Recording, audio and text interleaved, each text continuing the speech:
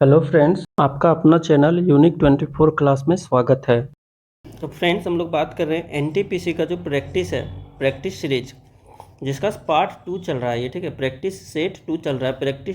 Practice set 1 जो है सो मैंने करवा दिया। अगर नहीं देखा है आपने तो डिस्क्रिप्शन में लिंक है, आप जाके पहले उसको देखिए। अच्छा, इसका खास बात क्या है, एनटीपीसी प्रैक्टिस सीरीज से क्या प्रॉफिट होता है? तो फ्रेंड्स, किसी भी एग्जाम के लिए आप जितना प्रैक्टिस लगाते हो ना, जितना प्रैक्टिस करते हो ना, उतना प्रॉफिट होता है। उतना प्रॉफिट है किसी भी एग्जाम को प्रिपरेशन करने के लिए।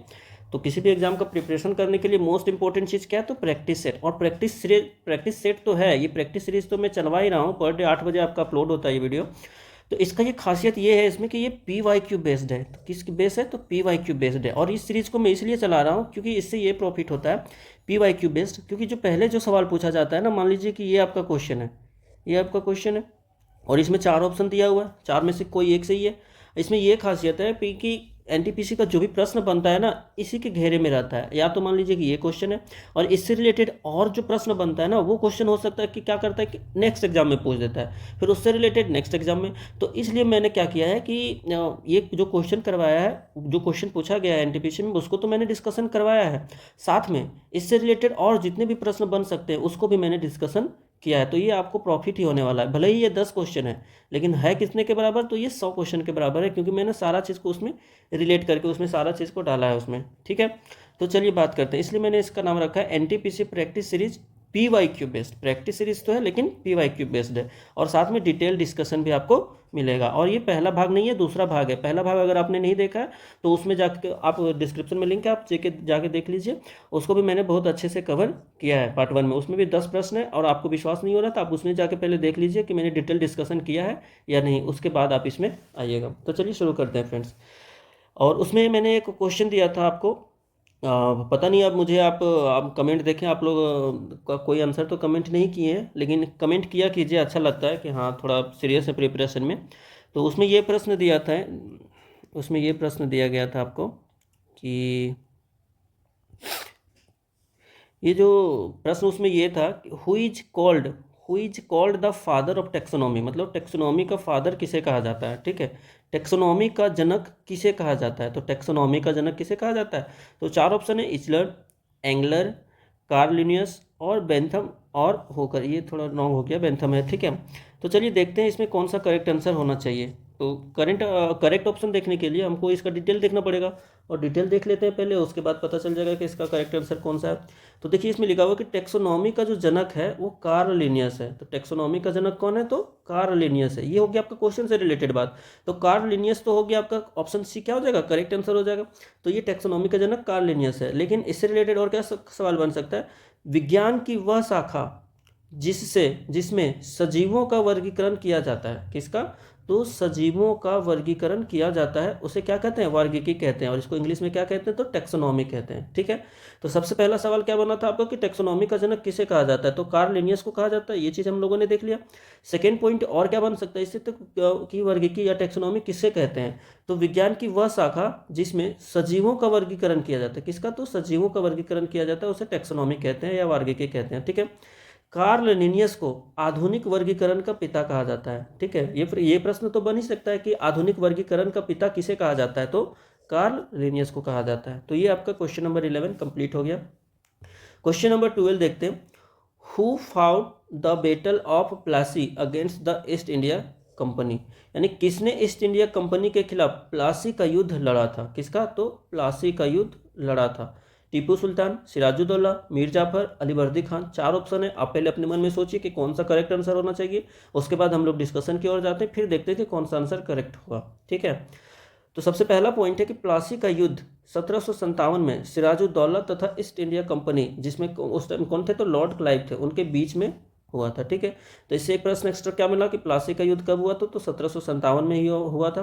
किसके किसके बीच हुआ था? तो सिराजुद्दौला तथा ईस्ट इंडिया कंपनी के बीच हुआ था। और आपका क्वेश्चन पूछा है कि किसने ईस्ट इंडिया कंपनी के खिलाफ प्लासी का युद्ध लड़ा था? तो कौन लड़ा था? तो सिराजुद्दौला। बी फॉर बाहुबली आपका क्या हो जाएगा? करेक्ट आंसर हो जाएगा। ठीक है, चलिए अब देखते हैं इसमें और क्या प्रश्न बन सकता है और क्या क्या इसमें डिस्कशन करना है। तो इसमें सेकेंड पॉइंट है आपका, इस युद्ध में लॉर्ड क्लाइव की जीत हुई थी। तो कौन जीते थे, इसमें यह भी प्रश्न बन सकता है कि 1757 का जो प्लासी का युद्ध हुआ था उसमें यह भी दे देगा आपको कि सिराजुद्दौला और ईस्ट इंडिया कंपनी के बीच हुआ था, उसमें किसकी जीत हुई थी।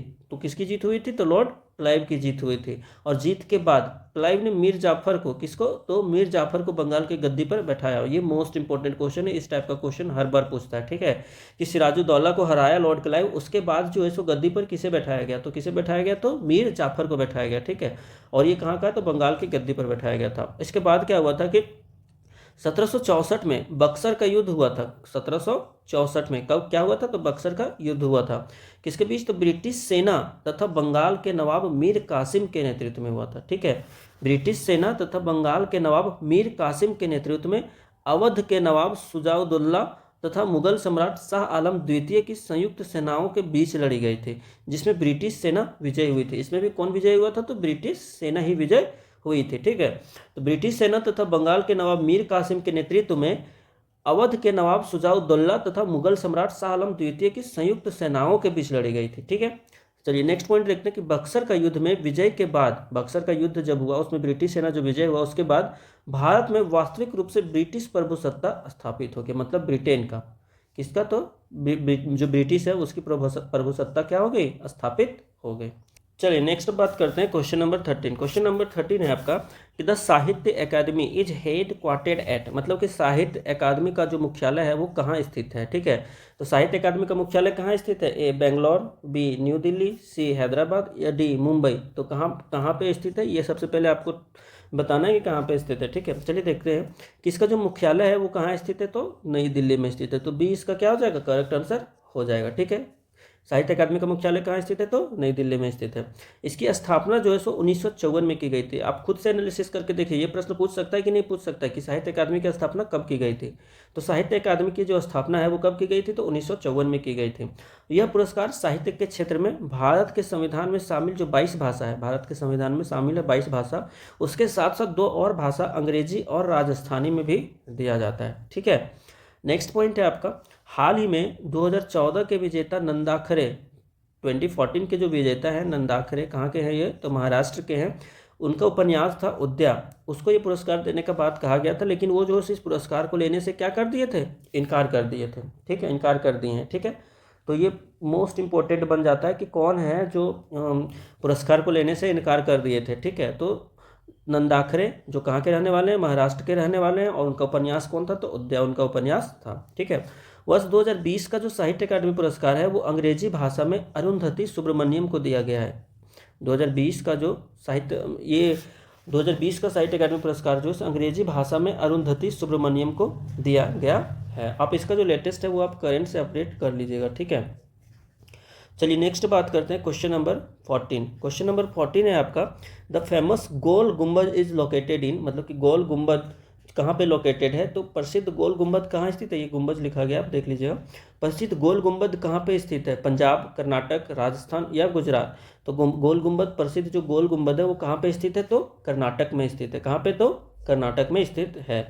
इससे रिलेटेड और क्या हो सकता है कि गोल गुम्बद मोहम्मद आदिल शाह का मकबरा है। बिल्कुल पूछ सकता है कि जो गोल गुम्बद कर्नाटक में स्थित है वो वहाँ पे किसका मकबरा है, किनका मकबरा है, तो ये मोहम्मद आदिल शाह का मकबरा है। किसका, तो मोहम्मद आदिल शाह का मकबरा है।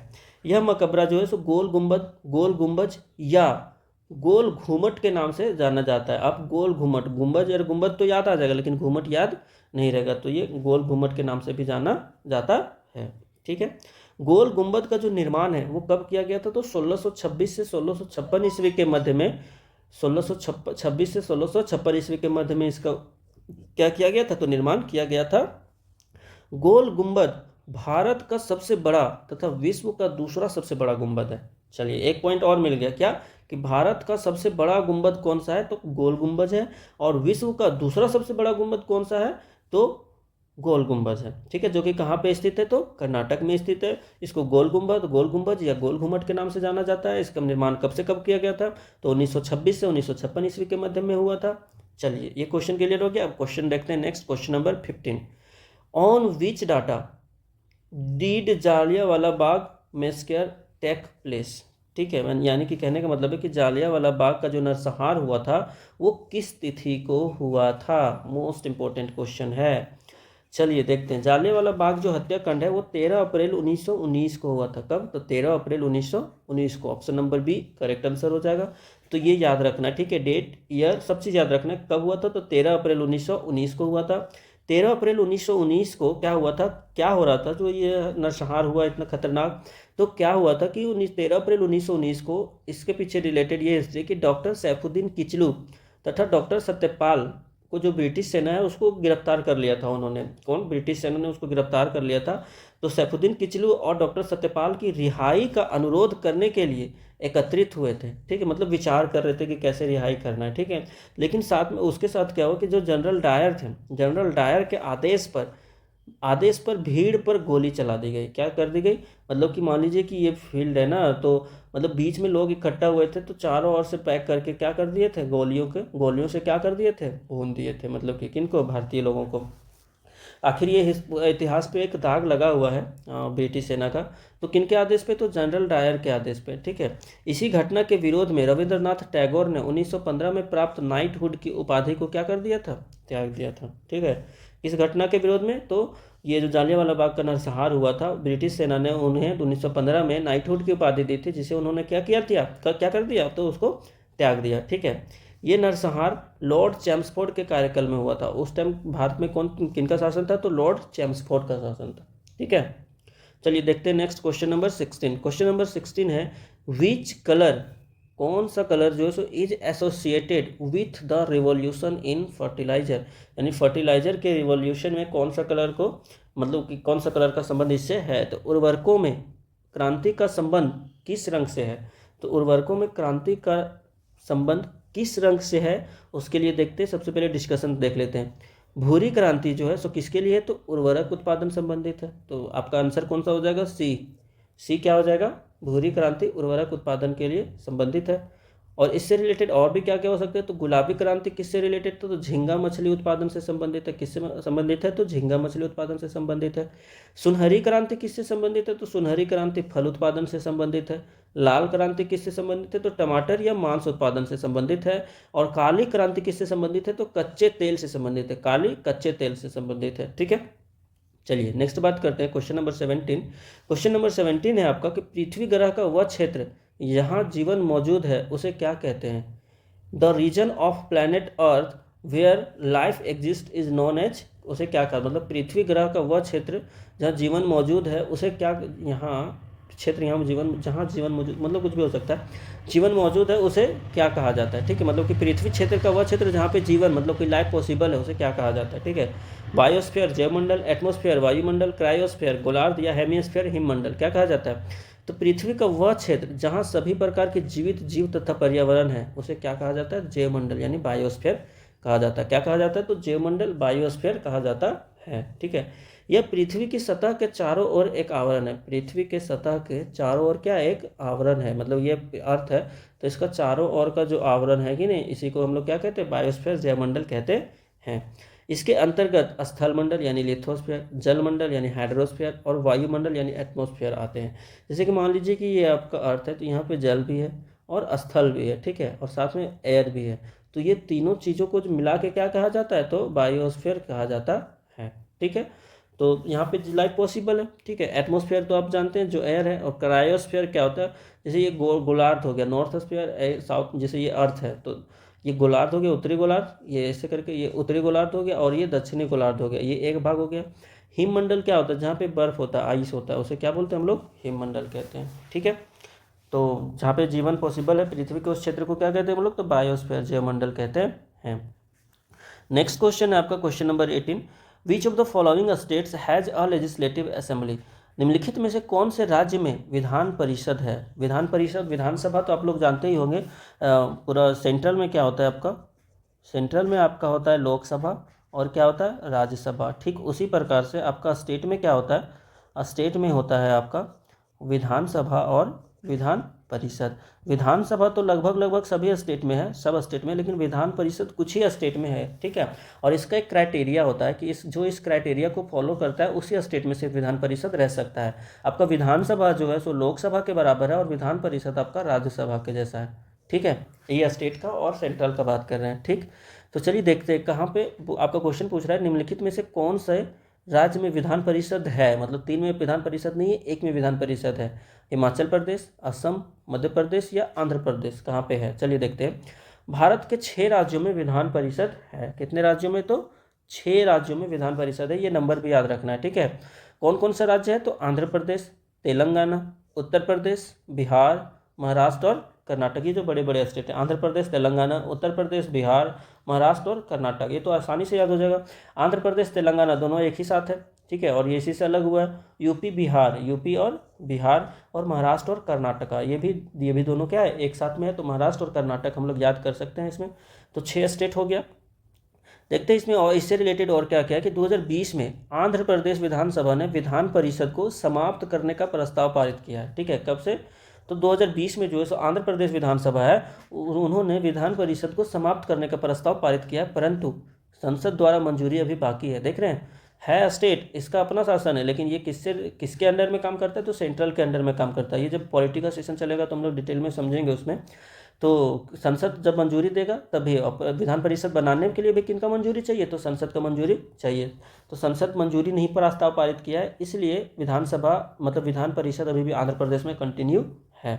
नेक्स्ट है कि 2019 में जम्मू कश्मीर के विधान परिषद को क्या कर दिया गया? समाप्त कर दिया गया, क्योंकि ये तो अब यूनियन टेरेटरी बन गया ना, तो इसलिए क्या किया गया? उसका विधान परिषद समाप्त कर दिया गया। इससे पहले कितना था? तो 7 था। जम्मू कश्मीर में भी एक विधान परिषद था।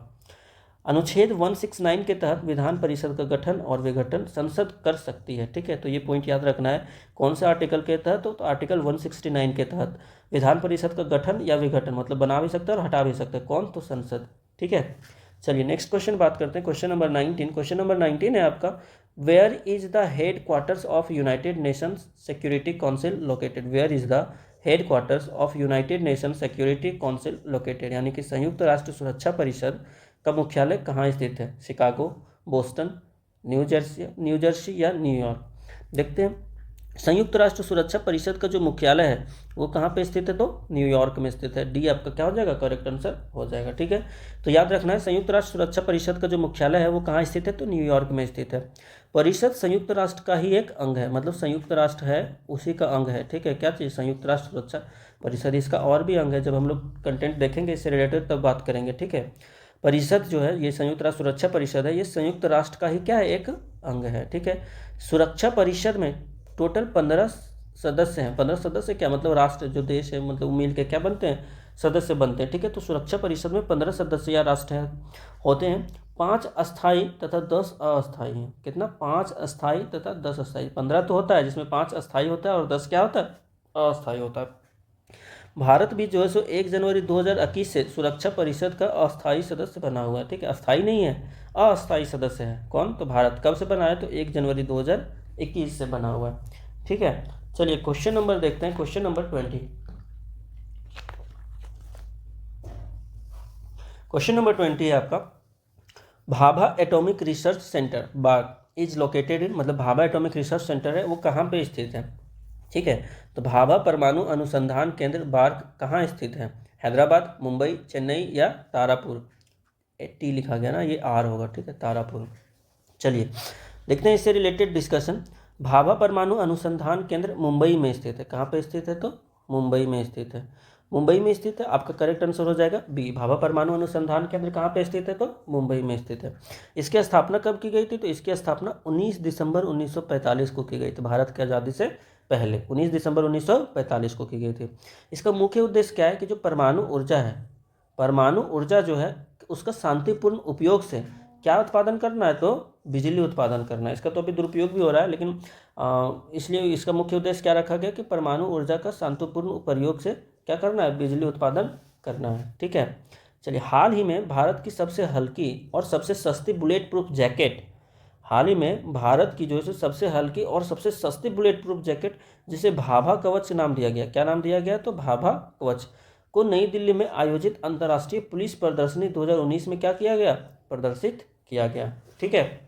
चलिए ये पॉइंट आपका 20 क्वेश्चन अभी तक क्लियर करा दिया मैंने, 10 क्वेश्चन फर्स्ट पार्ट में और 10 क्वेश्चन सेकेंड पार्ट में, ठीक है। और बात करते हैं हम लोग आपके लिए कौन सा क्वेश्चन है जिसका आंसर आपको कमेंट में देना है। क्वेश्चन है आपके लिए जिसका आंसर आपको क्या करना है? कमेंट में देना है। और अगर आपको अच्छा लगता है सेशन तो आप आंसर कमेंट में दिया कीजिए, क्या दिक्कत है देने में। क्वेश्चन है आपका, what is the net national product मतलब कि नेट नेशनल प्रोडक्ट है क्या, नेट नेशनल प्रोडक्ट शुद्ध, मतलब कि शुद्ध नेशनल प्रोडक्ट क्या, शुद्ध राष्ट्रीय उत्पाद क्या है, नेट नेशनल प्रोडक्ट क्या, नेट मतलब नेशनल में जो प्रोडक्ट है उसका नेट मतलब pure. First NNP equal to net national product equal to GDP minus income from abroad यानी विदेशी आय। NNP equal to GNP plus depreciation मूल्यह्रास। NNP equal to GNP plus depreciation मूल्यह्रास। NNP equal to GDP plus income from abroad, मतलब income जो होता है विदेशी आय से, मतलब कि जो हम लोग का जीडीपी है उसको ऐड कर दें, उस मतलब जीडीपी में अगर इनकम फ्रॉम जो विदेशी आय होता है उसको घटा दें तो क्या वो मेरा एनएनपी है। या सेकेंड में जो ग्रोस नेशनल प्रोडक्ट होता है, जो हम लोग का जो नेशनल प्रोडक्ट है ग्रोस पूरा, उसमें मूल्यह्रास को हटा दें तो क्या वो नेट नेशनल प्रोडक्ट है। या जीएनपी में मूल्य, ये सेम ही हो गया क्या, सेम ऑप्शन क्या, नहीं सॉरी जी सेम ही ऑप्शन हो गया सर। अच्छा चलिए, तीन ऑप्शन में आपको एक ऑप्शन चूज करना है, ठीक है, एक ऑप्शन तो हटा ही दीजिए। और या फिर net national product GDP plus income from abroad, GDP में क्या विदेशी आय जोड़ देने पे नेट नेशनल प्रोडक्ट होता है क्या, तो इसका आंसर आपको कमेंट में बताना है, ठीक है, हम वेट करेंगे आप लोगों का आंसर का। चलिए ठीक है, तो सेशन कैसा लगा ज़रूर बताइएगा, अगर अच्छा लग रहा होगा तो लाइक कर दीजिएगा, कमेंट कीजिए, सब्सक्राइब कीजिए और सपोर्ट कीजिए। Thank you.